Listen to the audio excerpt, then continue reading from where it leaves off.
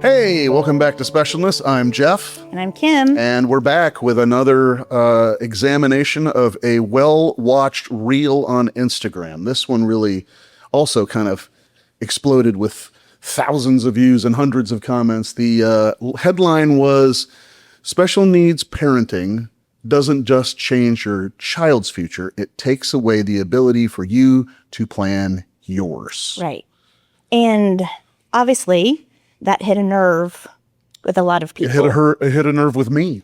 Yeah, and me. And it's still like hard. Yeah. This one's a hard one. And we'll go through some of the comments that we got, but this one I think spoke to so many special needs parents because I think you and I have talked about that it's an overnight quick thing when your child gets diagnosed, right? Well, yeah.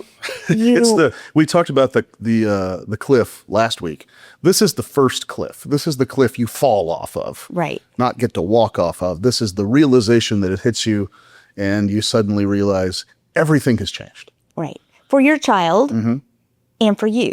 And nobody goes into parenting or wanting to be a parent with the idea of, oh, we need to plan totally different. So, a lot of people before they have kids, they talk about, how are we going to pay for this? Are we going to be, both of us work, one of us stay home? Everyone has those conversations.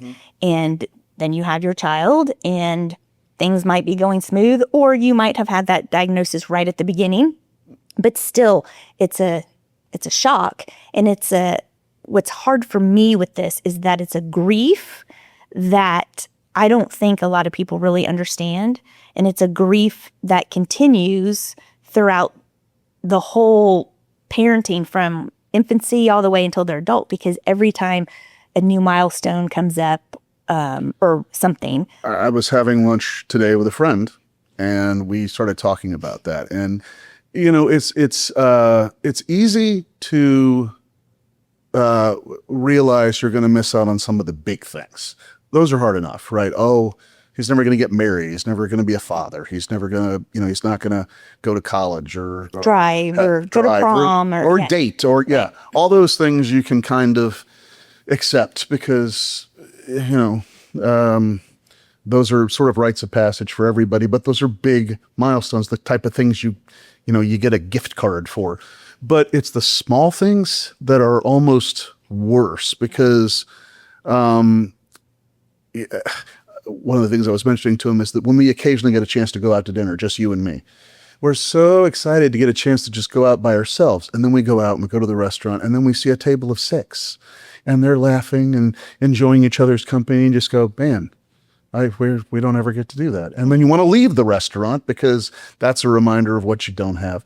And those little moments play out all the time. And when you have those realizations that you're going to miss out on the big stuff, but you're also missing out on the everyday stuff, it's heavy, man. It's heavy. It is very heavy. And a lot of people are, I would say, maybe control freaks in the sense that, they want to, and we'll get into this more, but they want to budget every month. They want to plan, okay, in 2 years. Well, who can blame them? Right. And not just special needs parents. I'm saying, sure. People do. And they start talking about, okay, in 2 years, we want to go to Disney, so let's start saving for it. Or everybody plans for things. And those of us that have special needs parents, there is absolutely no planning.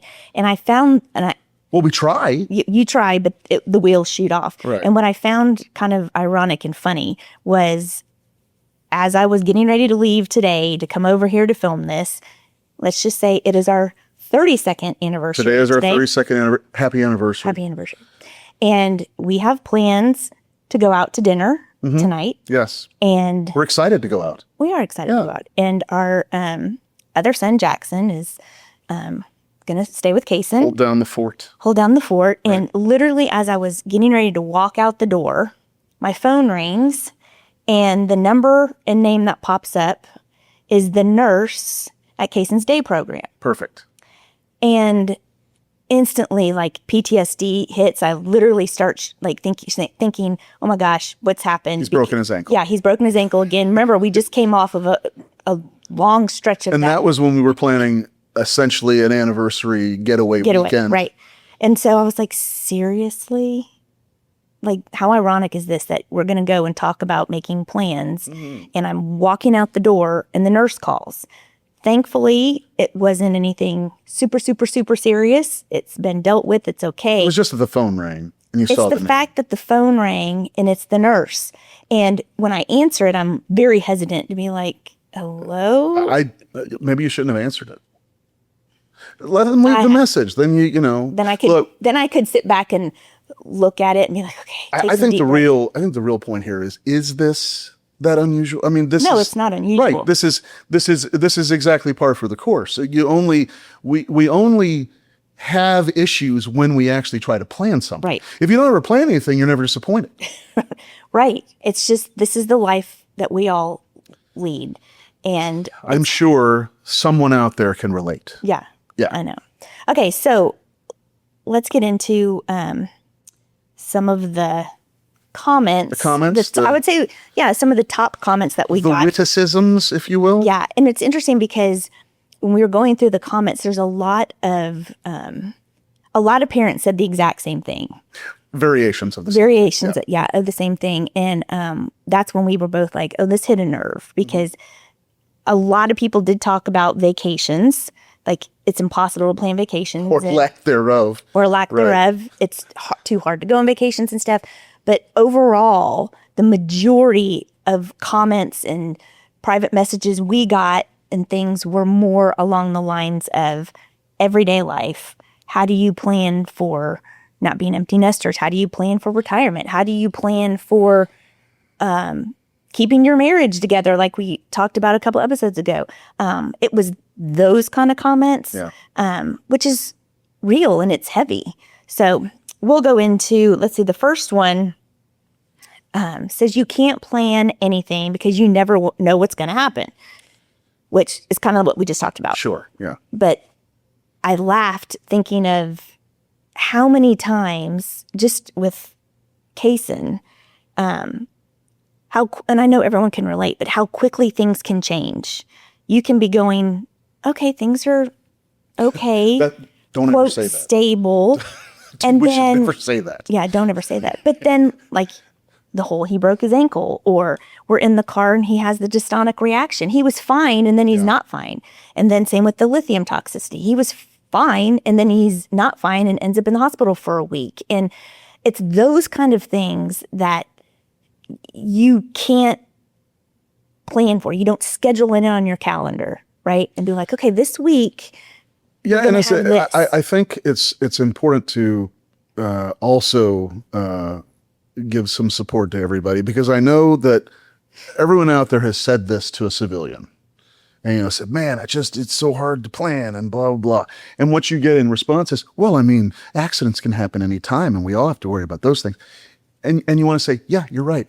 But I get to also worry about these other things. I worry about a car accident, but I also have to worry about these other things you don't have to worry about. Right. And that's where we got into the whole conversation about why it's tougher on a marriage or tougher to plan. Is the same thing, is that we have to worry about what everyone has to worry about, plus whatever extra stuff there is to worry about, depending on, whatever condition, malady, or situation we're in with our kids. Right.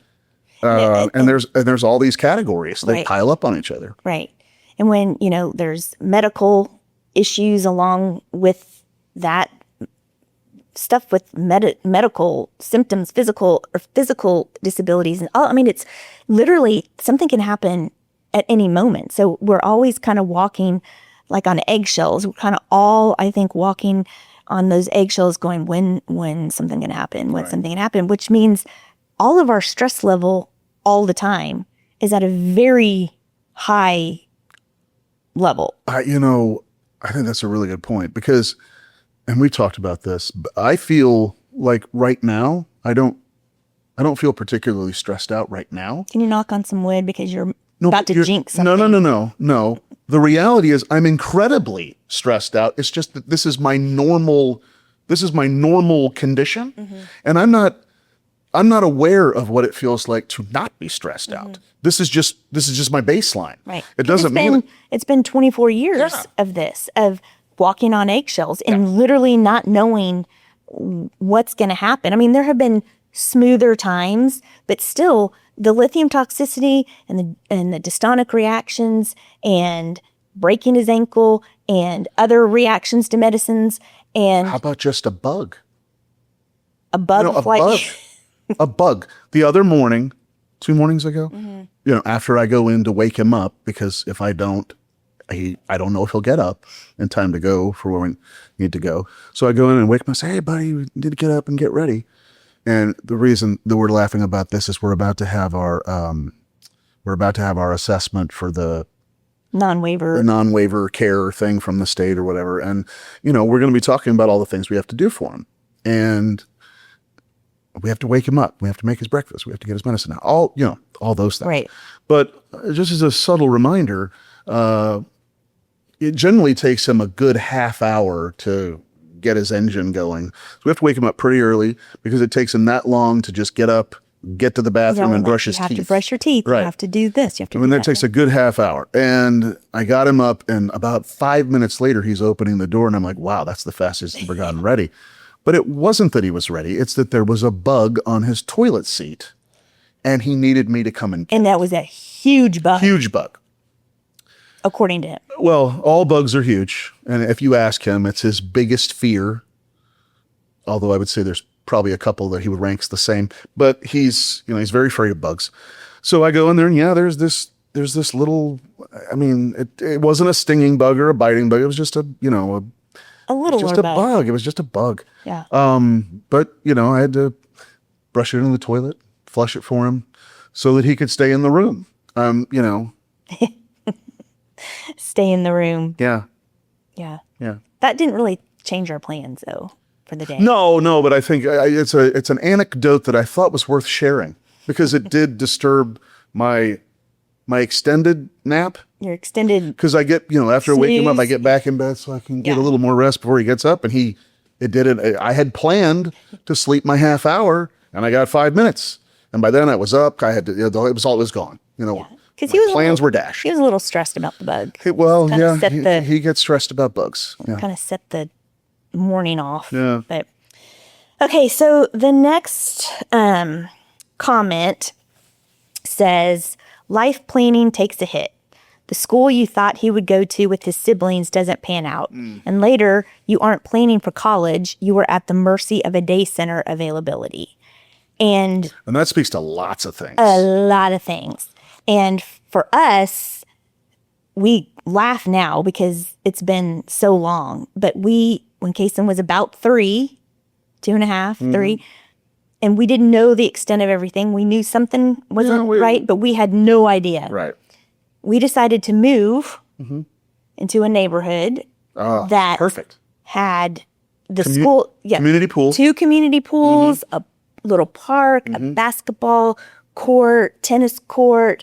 The schools were great, and we're like, okay, this would be good. We, both our kids. Schools were great. Not both. We didn't know we had 2 kids at the time. Schools were great. Schools were Right? great. Yeah. And we were like, okay, this is a plan. This is a good plan. A good plan. And He never went to any of those schools. nope, No. no. We tried. And this is Texas. You can't live without. It's very hard to live without a pool or access to one. Right. And even though we had access to one, we couldn't go because what if there was a bug there? I mean, it was and his behaviors were so out of control. very I mean, erratic. If we're in the kiddie pool and the kid splashes, not even him, he would lash out, and I couldn't. We just couldn't take him. Yeah. So we ended up having to build a pool Yeah, we built a pool.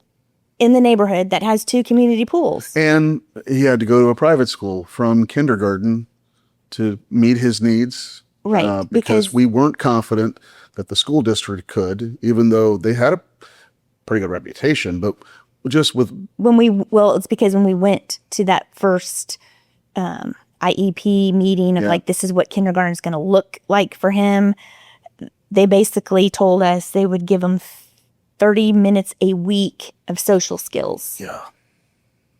and labeled him emotionally disturbed.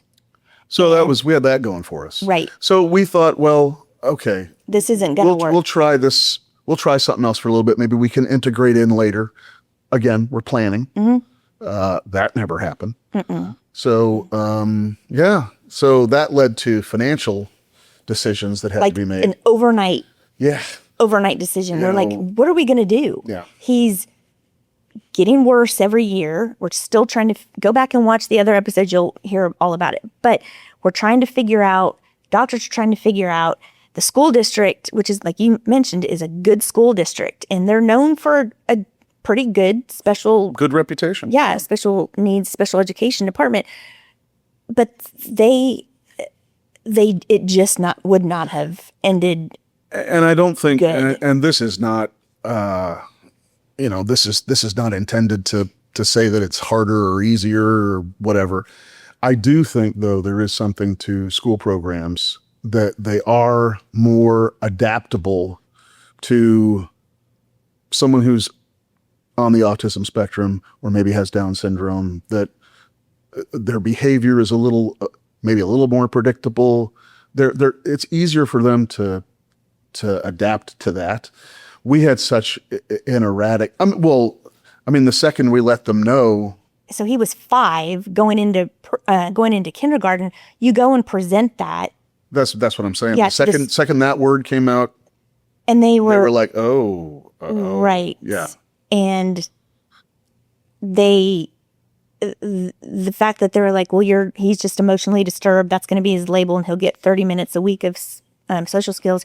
And at this time, right about that time, we started figuring out from the neuropsych test that he also was dyslexic. Yeah. And he had all kinds of learning disabilities. Tons of learning disabilities. And the school district kept telling us, well, you don't know that yet. You don't know that yet. He's not old enough. Yeah, he's not old enough. You have to wait and see. And it was just, we could tell it was going to be an uphill battle. And thank God we were able to find a school that would accept him and that would work with us and work with him, because it was not easy. I mean, and like I said, every year kind of got worse for him. And, he was throwing chairs and he was very disruptive, and it was a big deal. And we look back and we're like, you know what, if he was in that public school environment, we've heard friends that were at this private school that were in public school for a while that have similar situations as case, and they were ended up spending their days in a padded room. Yeah, that's the risk you run, right? And we just felt better about him being at a school where everyone there was more like him. That doesn't necessarily mean they also had bipolar and stuff, but there were more kids there that had been labeled ED than you would have expected to be right. at a right. A normal school district. And it allowed us to feel more confident that all the staff was on board. Much smaller ratio. Much smaller. Yeah. They weren't going to call every 5 seconds he's not listening or he gets up and leaves the classroom or whatever. And the fact, because we've seen the comments, we've heard them about, I have to go back to the school an hour after I drop him off. That was, we foresaw that, and we made the choice to not deal with that. Right. And they were, it's a learning different school too. So most of the kids there had major learning differences and IDD and things like that. So Kaysen having all of that on top of the dyslexia and stuff like that, they just knew how to work with them. And that we're so fortunate that we were able for 13 years have that be our situation, because it would have been a nightmare for him and for us if we had to go to public school. Again, we have to point out it was a financial burden. Huge financial burden. And it's a burden that it's not just about whether you could afford it or not. There's just not this school, which we had to fight to keep open while he was there. There's just not a lot of schools like that. So it was a blessing. It was a burden. But it was absolutely the best thing for him. And I think that's what we're all trying to accomplish is, regardless of what our circumstances are, we're trying to do the best that we can for our kids, which does require some planning. But right, because this was not in the plans. Private No, it school wasn't in was the plans. not in the plan. It was never in the plans. We both went to public school when we were younger. We moved to an area where we were going to have access to the one of the top elementary schools, top middle schools, top high schools. I mean, it was well planned. And then it just all fell apart. And that's why we laugh about it. Yeah, I we mean, can laugh about it now. It's been so long that we go, this is just another example of us trying to live a civilian life. And right. it just, We try to be civilians. we try. But school is just one aspect. Yeah, the life has things a- you can't plan. Life has a way of getting at you. Life Okay. has a way. Another comment. All of my plans for my future are out the window. My son will have to live with us until we die. Man, and there was a lot of comments like that. And I think we feel that way. We hold out hope that an opportunity will present itself for Kaysen to possibly live in a Group home. in a or group something. home situation. But we can't even get him to go to camp. Right. He has never spent the night outside of our house without us, other than at his grandparents' a handful of times. And so it's going to be a long road to get him to go anywhere. Because honestly, from 18 to where he is now at 24, there hadn't been a lot of movement there. But the feeling of that and the understanding that you're just never going to be in it, you're never going to have the empty nest that you're always expecting to have. It's just not going to happen. Right. And it goes back to what I said earlier, that when you get married and everybody talks about your future. Your life is playing for you. Yeah. And right? you're just like, okay, let's do this. Let's do that. We'll start a family about this age. And I mean, I'm not saying everybody has the exact same situation, right? I mean, well, but they everyone all isn't. have an expectation that their kids are they're gonna grow up, they're gonna finish high school. Yeah. And at they're 18, they're gonna go to college, they're gonna get a job, they're gonna get married, they're gonna move eventually away. move away. Yeah. And the civilian world, this is where, like I said, that grief feeling is still there, because people we know, friends of ours or whatever, most of them are now empty nesters or very close to being empty nesters. And the comments they make or what they put on Instagram or Right. whatever, and they're just like, I can't believe they're 18. And I don't fault them for this. They have no understanding of our life. It's not their fault. It's They're not their civilians. fault. No, it's Yeah. not their fault. But when they make those comments of like, oh my gosh, I'm going to be so sad. We have an empty house now. And oh, I'm going to miss them and stuff. And I selfishly get jealous and I get frustrated, because I'm like, if you only knew, Yeah. I would love the opportunity to be like, oh my gosh, Jeff, in 2 years, we can do whatever. That's the biggest, that I think that might be the biggest disconnect between families like ours and our friends and literally family. Family, yeah. Understanding, that it's just, we are just stuck in this middle ground where, like I said, we're excited to go out by ourselves, but then it's a little sad to see a family celebrating. And it gets, I shouldn't say it gets easier the more it happens. It gets more tolerable the more it happens, because, you can't outrun it. And at some point you just have to say, well, we got to make the best of this moment to be out. Mm-hmm. But when you try and talk that through, and you can't really articulate it, it's hard to explain the feelings. But that's the biggest, that's the chasm between us and the civilians, is that they just can't appreciate the additional problems that we deal with that are happening in addition to what everyone deals with. Right. Everyone's parents age, everyone's kids grow up, everyone has, peaks and valleys in their lives. You run into financial problems. I mean, health issues, whatever. Yeah. All these things happen to everybody. We have all of that, plus these incredibly unknown things. Mm-hmm. And I think the real irony is that when you're thinking about, okay, my son is going to live with me for the rest of my life, my daughter is going to live with me for the rest of my life. Not only am I not going to have an empty nest, how can I retire? The medical expenses don't go away. Her SSI only covers so much. How do I ever just walk away from having to make money?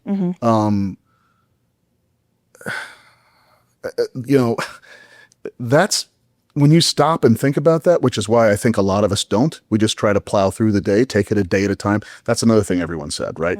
Take it a day at a time.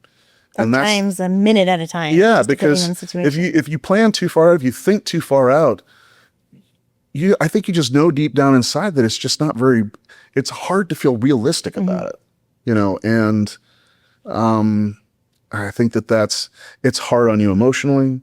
It can be hard on you financially. It's definitely hard on you mentally, and it can be hard on you physically, because, so many of my buddies are like, oh yeah, I got up at 4 so I could go work out. I can't do that. I can't just go work out, because things that I have to do my part at the house, and then I have to work when I'm not there.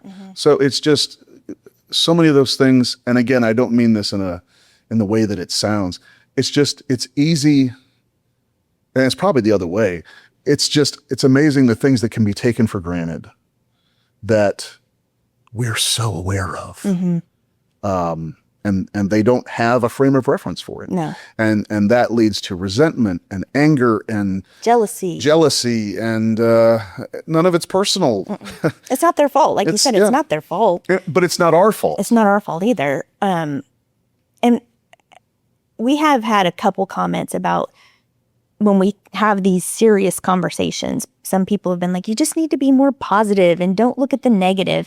Yeah. And I just want to say, this is not about us being positive or us being negative. Or negative, yeah. It is true feelings that, and I'm not going to speak for every special need parent because everyone's different, but I think so many of us don't have a space, don't have a community, don't have people that you can say, you know what, this sucks. And you know what? And this is hard. It also has nothing to do with how much we love our kids. 100%. And it's not their fault. Right. It's not their fault. And we're not blaming them. No, it's just this. It's just the fact that, and that's one of the reasons we started this podcast, was because you and I get it and understand it. And some of our friends that are special needs parents get it, and I can talk to them about it, and they're like, and now yes. We're finding all these people that are commenting on our videos who get it. But the majority of people in our lives are not special needs parents. Right. And the majority of people are not special needs right. parents. People you work with, everything, right? And same with, I'm sure, all of y'all. And it just sometimes you and I are both, normally we're very upbeat people, we're cheerful people, we're caring people. Mm-hmm. People look at us. In fact, a lot of times when people first meet us, they're shocked at the life we live. And in fact, so many of them are like, really? You always have a smile on your face? Or I would never know the stress that you're carrying. Well, because a lot of that, it's true, we're happy people. But at the same time, we literally, as special needs parents, a lot of times are kind of forced to push down those negative feelings and those feelings of just being tired. I mean, if you want to have any modicum of a life, you kind of have to do that. Mm-hmm. If you're going to try and merge into the lane, and do things that other people take for granted. And I'm not talking about going on vacation, but I mean like going out to dinner, going to a concert, going to the grocery store. Yeah, I mean, just something as simple as going to a doctor's appointment, going to get a blood test. I mean, it's just those simple little things that the average family, civilian, doesn't even think about. Well, one of the things we have to talk pretty much on a weekly basis, on Saturday or Sunday, you'll get your calendar out and you'll say, okay, he's got a blood test on this day, his doctor's appointment on this day, and a virtual appointment on this day, which Can you do can any you of handle these? any Is of your these schedule- yeah. things so I mean that's normal for us. That's our planning. It's planned for us. Guys, it's been 6 months already since that appointment. Is it already time to get a blood test again? That's just the way the game's played for us. And I think that I don't know that it's been a surprise, but it's reaffirming, and it makes me feel, one of the things people have said, in one form or another, is, I feel seen, I feel heard. I think we feel that way too. On the comments? Yeah. Because, honestly, when we started this podcast, it was really more self-therapeutic than anything. I don't think we expected to reach this many people. It wasn't our intention, I guess. But the fact that we have, and they're saying the things that we have been thinking without us having to prompt them, it's amazing how many people are out there responding with this exclamation point. 100. Yeah, 100%. Or Yeah. thank you for saying it. Nobody says it. Yeah. And that's kind of what I'm saying is We're that getting a reputation for saying the things nobody wants to say. I guess that's a good thing. it is a good thing. Because again, I'm not saying you can't be happy. I'm not saying you can't have wonderful days and find the peace and everything. I'm not saying that. I'm all for positive thinking. Right. It's just that, I'm not saying most, a lot of times, special needs parents don't have a way to vent and don't have a way to be seen and to be heard. Because What are we going to do? Talk to our kids? right. I mean, Or and the doctors you see, some can be understanding because they're treating no, that goes back to what we talked. The pediatrics doctors are much more understanding of the but adult ones. it's not like they're your therapy session when you go to an appointment with them. But they can understand how hard something can be because of whatever your child's condition is or what you're working on. But in everyday life, we just are supposed to suck it up and go and... Well, God never gives you more than you can handle. Oh my gosh. Well, God thinks a lot of us and a lot of you. Yeah. As we try to plan our way through this stuff. I think at some point You have to go back and say that I absolutely hate that statement. you do hate that statement. Because there's been a lot of people that have told us that. Yeah. And it makes me want to say to them, then he doesn't think much of you. Right. He doesn't think you can handle anything. Because your life seems perfect on the outside. You've got 4 perfect kids and everything's good and you can go to Hawaii every year or whatever. Yeah. You don't know. And so when they say that to me and they say it in that sympathetic voice, it makes me want to instantly be like, well, then you must not think much of you. Honestly, what they're saying is, thank God I'm not you. Is what they're saying. Yeah. Right. So that's, but I mean, what are you going to do? That's just the way it is. And that's a typical civilian response, though. Yeah. And again, God bless them. That's not their fault. You're good people. You're good people. You're better than I am. You're just not as strong as we are. Right. And God says so. No. Gosh, I'm unplugged. Yeah. All right. What was our next comment? Well, this one we kind of already covered. And it's like one of the hardest parts is, quote, the unknown. And we've gone over that. Well, what is known?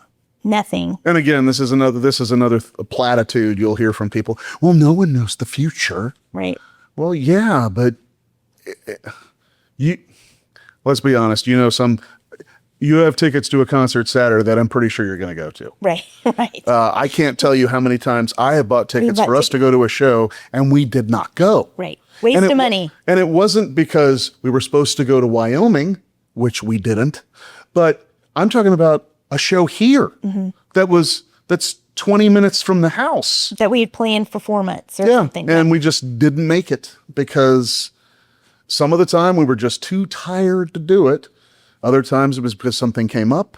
with him. Yeah. Yeah. And again, we're not unlike any other parent. The priority is going to be our child. And sometimes it was, whoever was the caregiver or whatever that was going to pinch it for us wasn't available, or something came up for them. Or we didn't think they would be able to handle what was going on with him at the time. Well, and that was a big thing, right? Yeah. Because when you buy tickets to a show, you know what? I'll make it easier. When you buy tickets to a movie, Right. that's what they're doing now with Spider-Man and The Odyssey. and the Odyssey and stuff. You're supposed to buy your tickets early. A month early? How do I know if I can go to this movie in a month? No. Right? Buying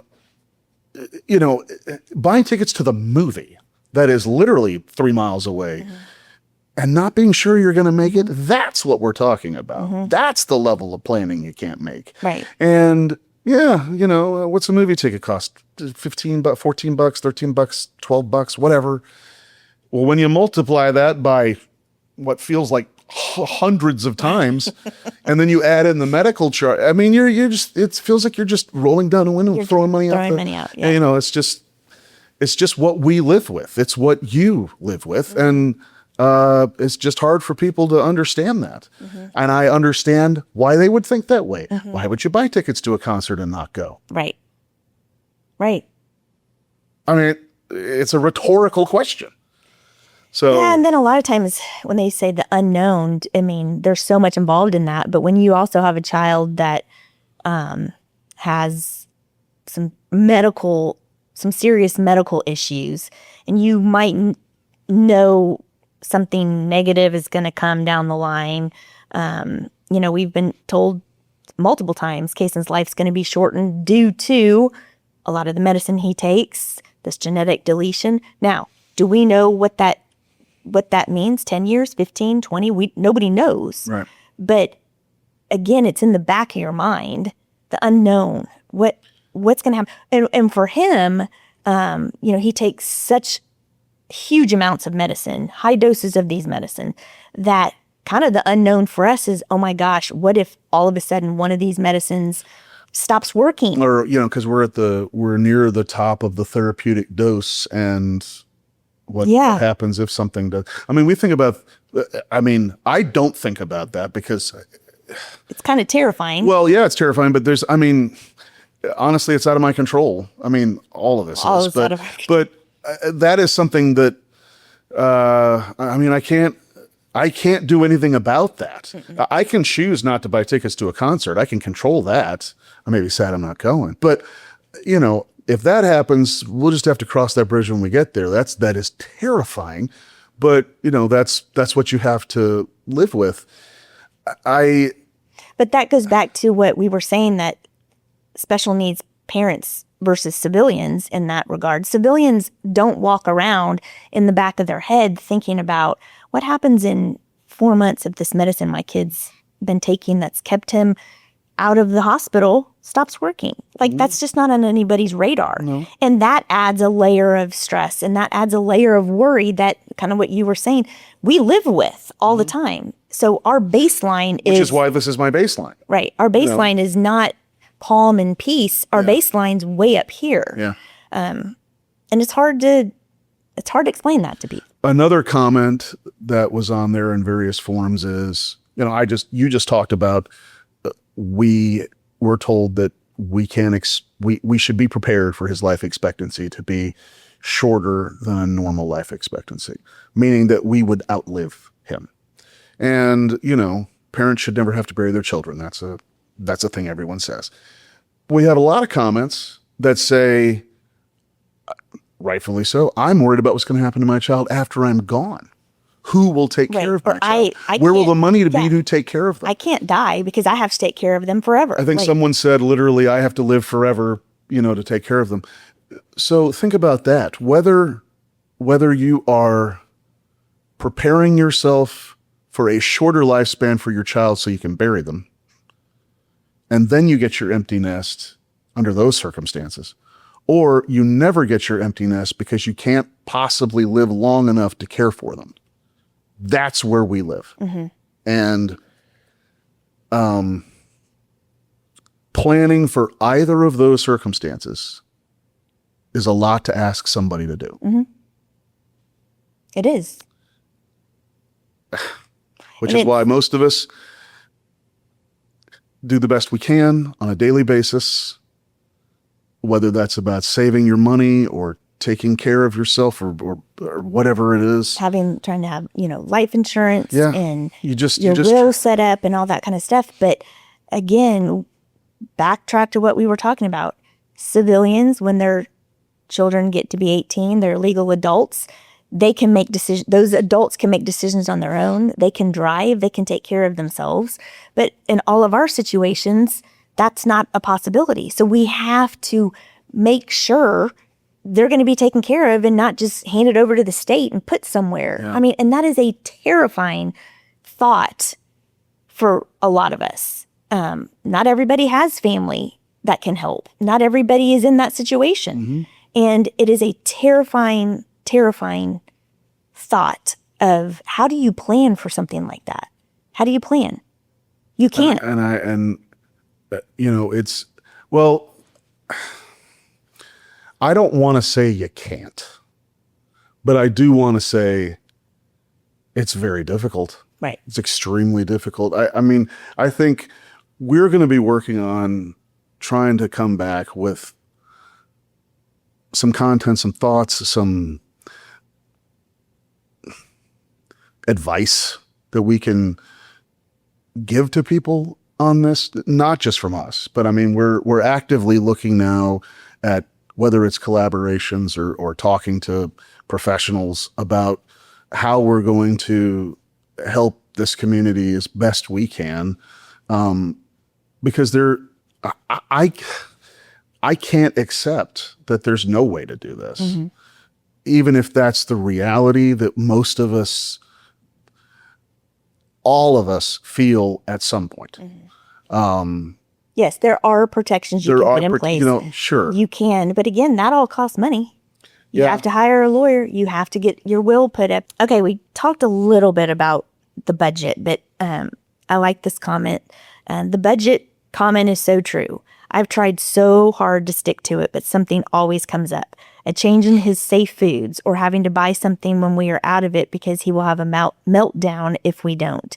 And I was thinking, oh my gosh, we relate to this in so many ways because I think a lot of us can relate to this. But like for us, how many times have we gone to the pharmacy to pick up a medicine that he was prescribed that we're trying, and either our insurance doesn't cover it or like he hadn't met his deductible or whatever, right. And it's a couple $100. Yeah.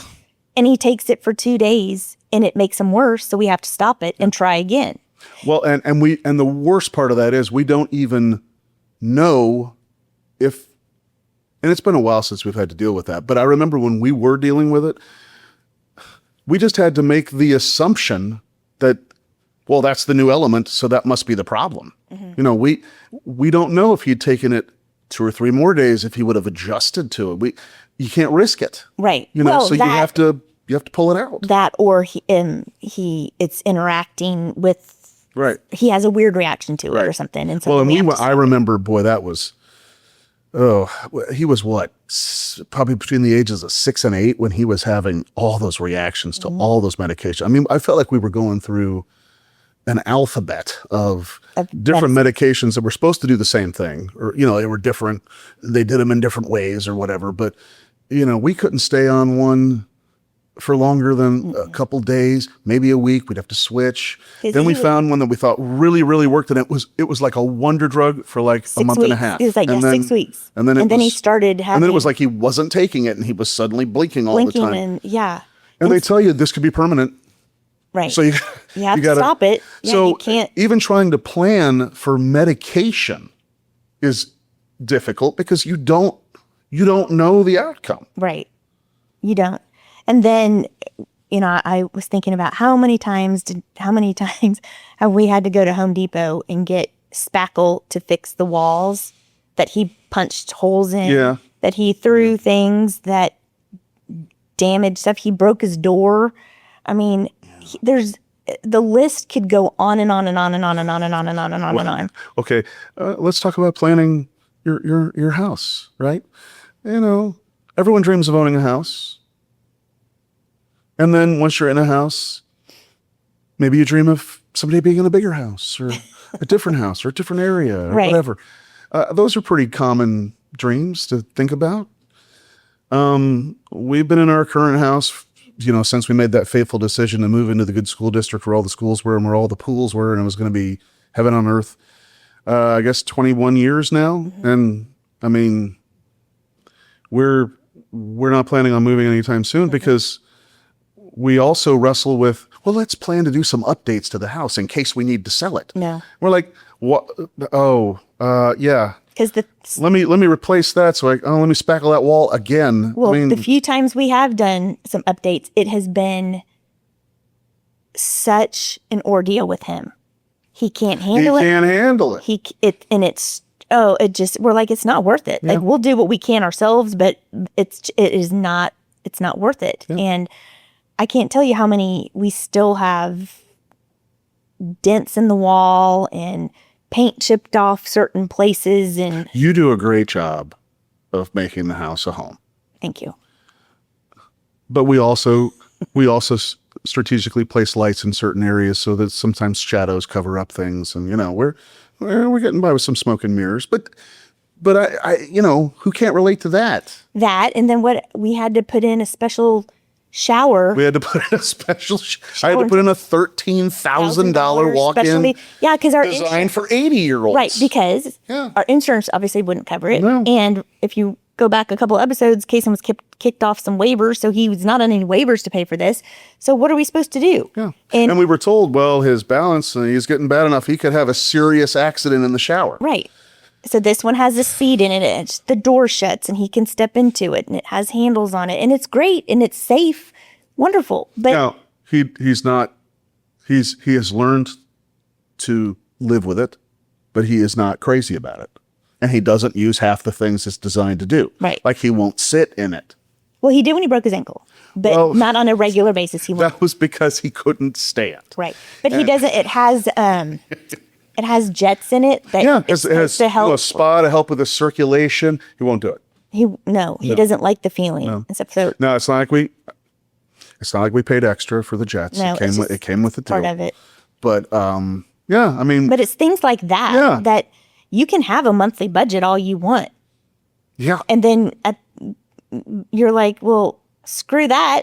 I mean, it's halfway through the month and we're already way over the budget. Well, Like, that doesn't work. in a situation like that, you're dipping into something different. Right. Maybe it's a credit card. Maybe it's a payment plan. Or maybe it's savings whatever for savings you had that was something for a you're- vacation or whatever. I mean, it's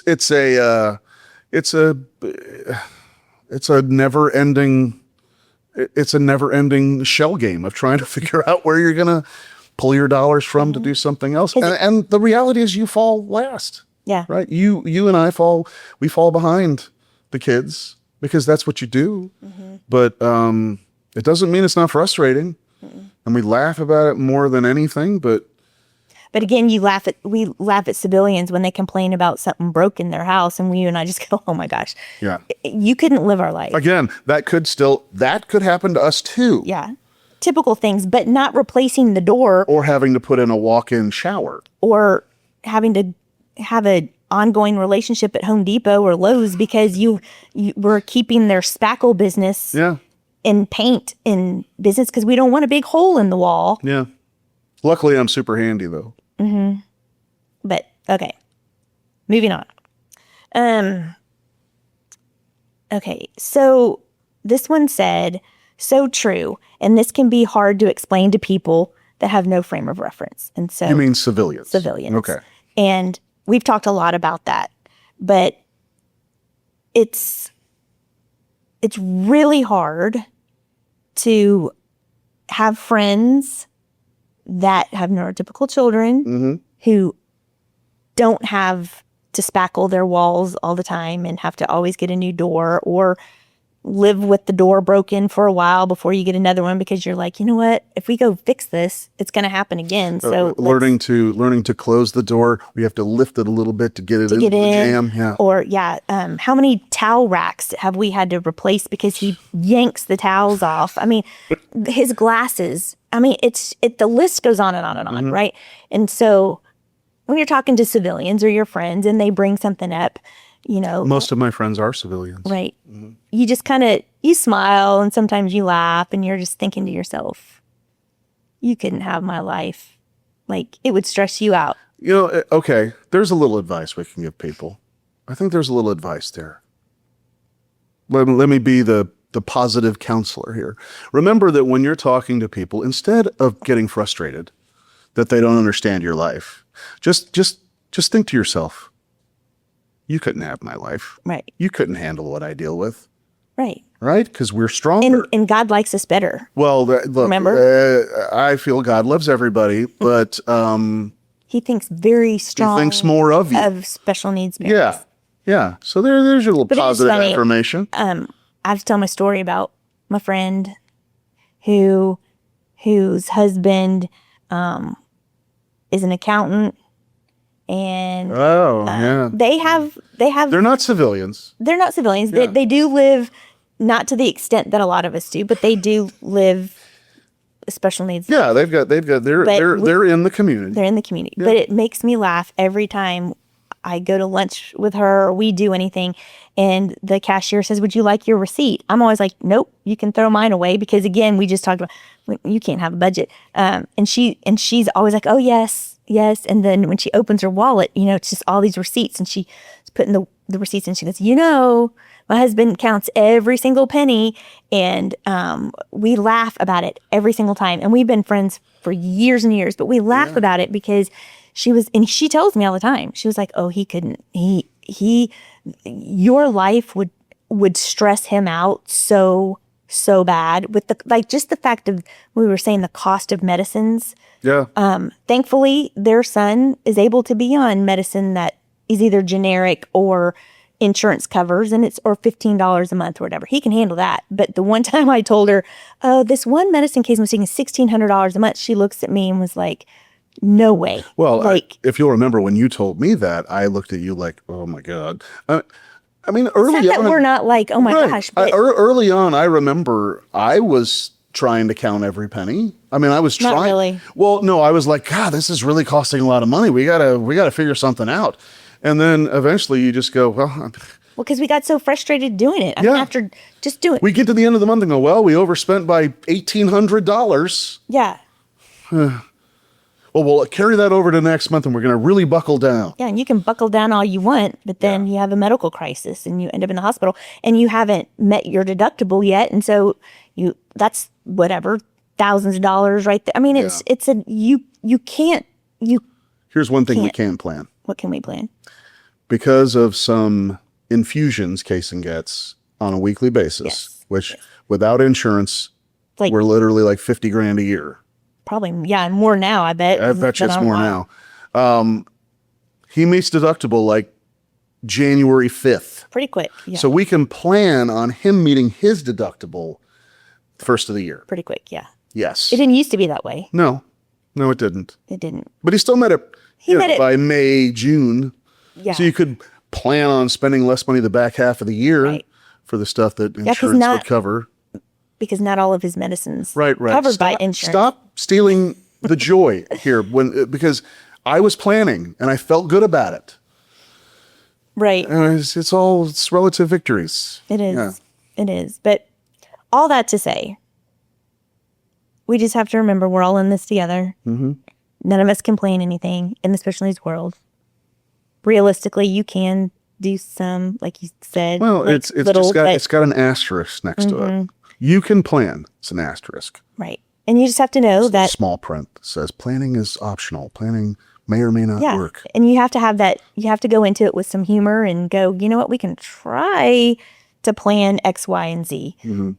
There's a 90 whatever % chance that that's not going to happen, but it kind of makes you feel good to try to. May the odds ever be in your favor. Yeah. We're in the Hunger Games. That's what we're doing. we're not killing each other, but it's very much like the Hunger Games. We're trying to survive and advance. That's what we're doing. Yeah. And by advance, we mean get to the next day, the next week, the next year. Yeah. And that's why I say a lot to people is like, in this life, in this special needs world, we do have to take it one day at a time. Because if we look past even a week out, sometimes it gets just too overwhelming. Yep. And I want to have a smile on my face. I want, us to be our cheerful selves and stuff, and to know we're frustrated or sad or grieving over certain things, but it doesn't have to dominate our life. But we know, okay, this is hard. Yeah.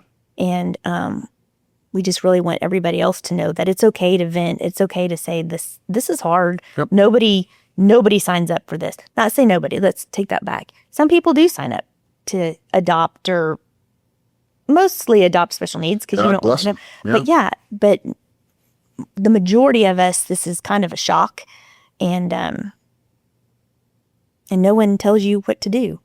You're just like, oh. Yeah. I guess, in hindsight, looking back when we were really kind of looking at this as just sort of our own therapy, it's good to know we're not crazy. Mm-hmm. That we're not the only people who think like this. That when we do say these things to our family or our friends and they give us that vacant look like, yeah, that's hard. That we're not alone. Mm-hmm. So, I mean, I'd like to say thank you for that, because that's been just as good for us as it appears to have been for some of you who've said that it's good to say that somene's talking about or they'll be like, oh, that's validation. Yeah. That's so much validation. We're validated as much as anybody. Right. And that's good for us. It's good for my stress level. As you can tell, I'm so relaxed right now. Right. And it's not just people in Texas or United States. I mean, it's people all over. And it's just like, man, there's a whole world out there of other people like us dealing with similar but different situations. They're dealing with this in Senegal. They're dealing with this in the UK. And they're dealing with it in Australia. Every country, state has different services of help and insurance and all that. But, it doesn't matter where you are. Everyone is commenting, it's still hard. And insurance isn't what insurance should be for our families. And the services should be different for our families. It doesn't matter where you live. That was a very common theme, that it should not be this hard to get the help you need for your child. So. All right. Well, that was a pretty spirited discussion about all the things we're dealing with. Had a couple of light moments, a couple of heavy moments, but overall, I think there was a lot of really interesting comments. And again, thanks to all who participated. Until next week, I'm Jeff. And I'm Kim. And we'll see you next week on Specialness.